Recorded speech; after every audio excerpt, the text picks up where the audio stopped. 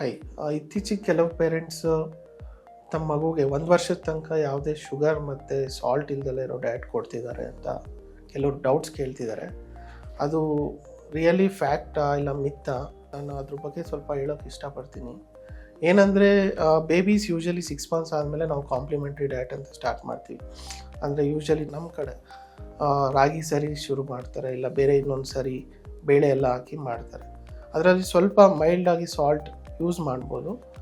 Excessive ಆಗಿ salt ಇಲ್ಲ sugar use ಮಾಡೋದು ಅವಾಯ್ಡ್ ಮಾಡಬೇಕು. ಅದನ್ನು ಒಂದು ಗಮನದಲ್ಲಿ ಇಟ್ಕೋಬೇಕು. ಅದು ಬಿಟ್ಟು ಕಂಪ್ಲೀಟ್ ಬ್ಲ್ಯಾಂಡ್ ಡಯಟ್ ಕೊಡೋದ್ರಿಂದ ಬೇಬಿಗೆ ಓವರ್ ದ ಟೈಮ್ ಬ್ಲ್ಯಾಂಡ್ ಅನಿಸಿ ಅದಕ್ಕೆ ಇಷ್ಟಪಡಲ್ಲ. ಎಷ್ಟು ತೊಗೋಬೇಕೋ ಅಷ್ಟು ಫುಡ್ನ ಅದು ತೊಗೊಳ್ಳಲ್ಲ. ಅದು ಕೆಲವು ಸರಿ ಗ್ರೋತ್ ಮೇಲೆ ಅಫೆಕ್ಟ್ ಆಗೋ ಚಾನ್ಸಸ್ಸು ಇರುತ್ತೆ.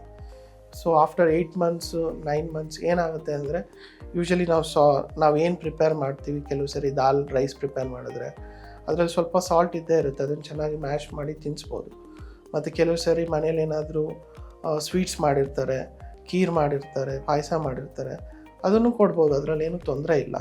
ಅದ್ರ ಬದಲು ಕಂಪ್ಲೀಟಾಗಿ ಬ್ಲ್ಯಾಂಡ್ ಕೊಡೋದ್ರಿಂದ over the period of time ನಿಮ್ಮ ಬೇಬಿ ತೊಗೊಳೋದನ್ನ ಕಮ್ಮಿ ಮಾಡ್ಬೋದು.